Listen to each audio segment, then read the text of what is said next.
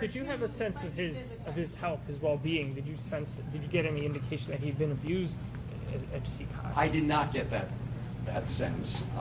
Look, you never know, but I asked him if he was okay. He said yes. He said he has a blood pressure condition. He has seen a doctor. So, you know, on a very cursory examination, he appeared okay. Now, I will say, just to be clear, there was some negotiation about the terms of this meeting, and we were kind of surrounded by video cameras. So I do want to say that was the setting he was in. I should also just say, you know, I mentioned the fake margarita scandal. They actually wanted to have the meeting by the side of the pool. Just right. I mean, this is a guy who's been in CCOT. This is a guy who's been detained.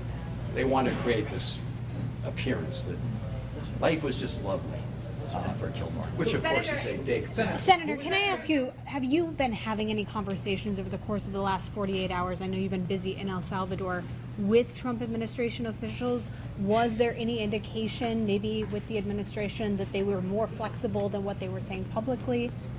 I have not. I did have a meeting with folks at the American Embassy there. And I really want to applaud them and every member of the Foreign Service and State Department in El Salvador, everywhere around the world. I co-chair the Foreign Service Caucus, and I have a deep appreciation for what they do. I asked them if they had received any instruction from Washington to help facilitate the release of Kilmar. The answer was no. I asked them if they had made any attempt to reach out to him. The answer was no.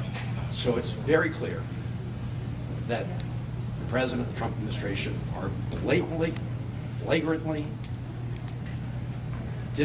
disagreeing with, defying the order from the Supreme Court. Senator, why don't you talk about who from the Salvadorian government contacted you to facilitate this meeting?